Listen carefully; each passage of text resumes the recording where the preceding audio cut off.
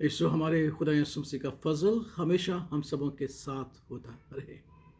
آئیے خداوند کے پاک کلام کی طرف متوجہ ہوں۔ خداوند کا پاک کلام فرماتا ہے، خداوند کے حضور نیا گیت گاؤ، اے سب اہل زمین خداوند کے حضور گاؤ۔ خداوند کے حضور گاؤ، اس کے نام کو مبارک کہو اور روز بروز اس کی نجات کی بشارت دو۔ روز بروز اس کی نجات کی بشارت دو۔ اے اہل زمین خداوند کے حضور گاؤ، اس کی حمد و ثنا کرو اور اسے مبارک کہو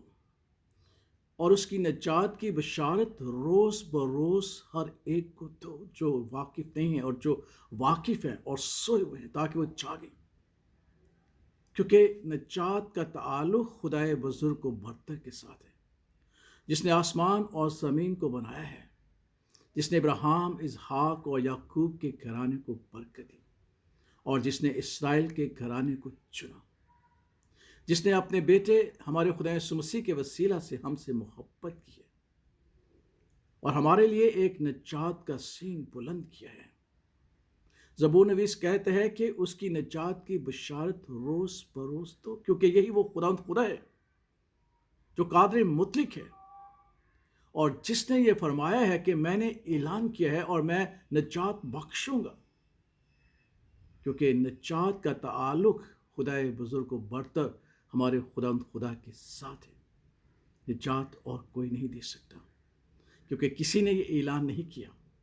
لیکن ہمارے خدا نے کہا کہ میں نے اعلان کیا ہے اور میں ہی نجات دوں گا اور میں ہی رہائی بخشوں گا۔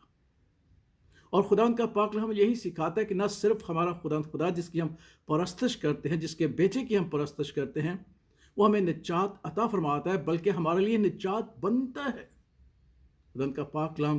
ہمیں سکھاتا ہے کہ میں اس لیے خدا کو مبارک کہوں گا کہ میرا خدا جس کی میں پرستش کرتا ہوں میرے لیے نجات بنا ہے،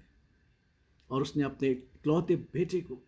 اس دنیا میں بھیجا، جو اس کا کلام مقدس تھا، وہ مجسم ہوا۔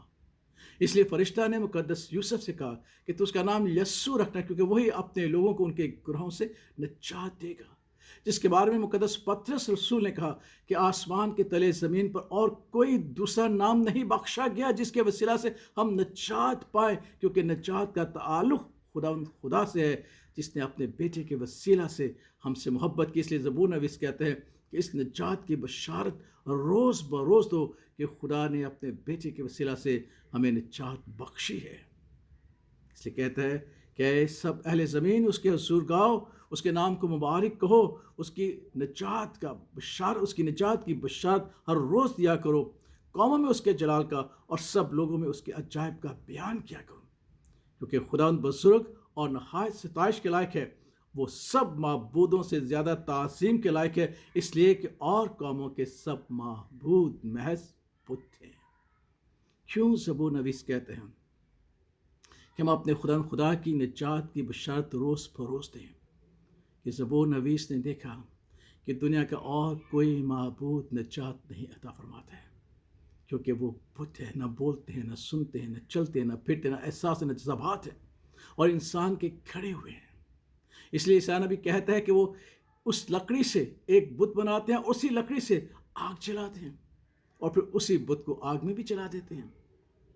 انسانوں کی ایجاد کی گئی، اس لیے زبور نویس کہتا ہے کہ نجات کا تعلق خدا سے، جس نے آسمان اور زمین کو بنایا اور جس نے اپنے بیٹے ہمارے خدا یسوع مسیح کے وسیلہ سے ہم سے محبت کی۔ کہتا ہے کہ اس کی بشارت روز بروز دیا کرو، قوموں میں اس کے جلال کا بیان کیا کرو، اس کے اچھی کاموں کو بیان کیا کرو، کیونکہ دنیا میں اور کوئی ایسا معبود نہیں جو نجات کا باعث ہو اور نجات کا وسیلہ بنے۔ اس لیے